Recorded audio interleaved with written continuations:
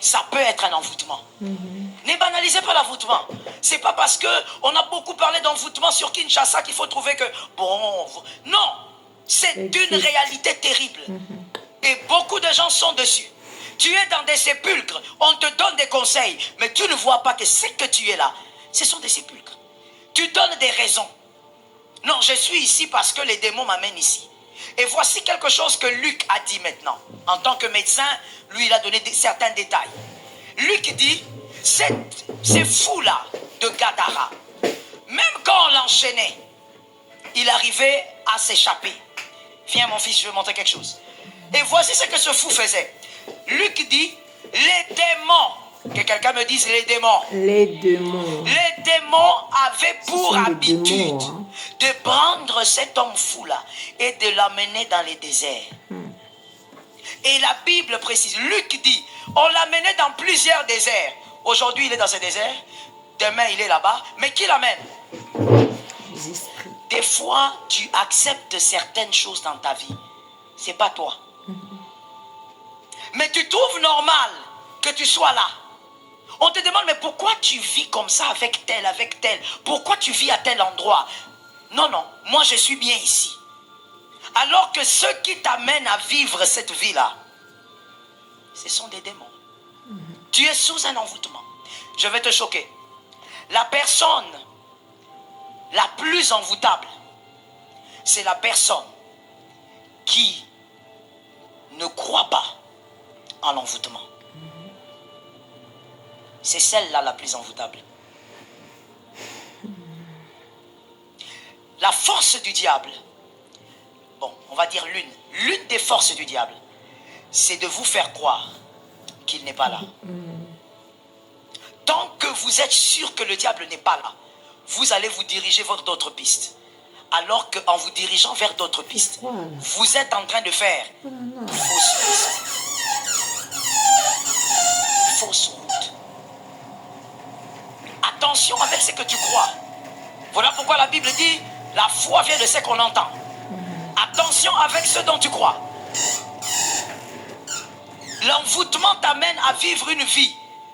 Lorsque 2-3 personnes déjà te disent, cette chose n'est pas normale, arrête-toi un peu. Que quelqu'un dise bannis l'orgueil.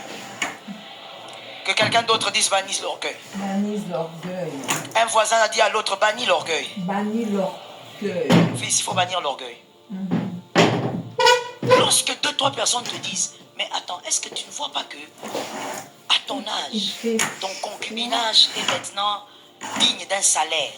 La température dans ma chambre, c'est 21, c'est quand même beaucoup. Ça veut dire, toi, tu as sauté l'étape du diplôme du concubinage.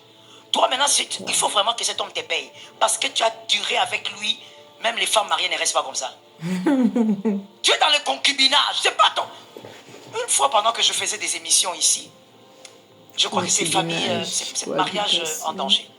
Une dame pose la question, imaginez-vous, pasteur, moi je suis en concubinage. Maintenant, s'il me quitte, on fait comment maintenant pour tout ce qu'on a bâti? Donc en dehors d'être en concubinage, tu dois avoir un diplôme du bodéisme. Ça veut dire quoi? On ne bâtit pas avec un copain. Parce que le copain a le droit de partir. C'est ça. Je vais le dire en lingala, si je n'arrive pas à hériter, tu vas m'aider. Frère, ma soeur, bakangaka copain singate. Hein? J'ai bien dit? Bien sûr. Non. Le mariage, maman, on appelle ça alliance. Vous savez ce que ça veut dire? Et ça, singa. C'est une corde. L'alliance est semblable à une corde. Quelque chose qui te retient. Voilà pourquoi il n'a pas le droit de coucher avec une autre femme. Même si vous, le monde d'aujourd'hui, vous avez normalisé. Elle n'a pas le droit de coucher avec un autre homme quand elle est mariée. Parce que l'alliance est une corde, que tu le veuilles ou pas. Mais le copain n'est pas en alliance avec toi. Il peut partir. D'ailleurs, je dis, copain, pars. Pars. Si tu m'entends même en direct, copain, pars. Prends l'onction du départ. Prends l'onction. Cette femme, elle est terrible. C'est pas possible. On ne bâtit pas avec un copain.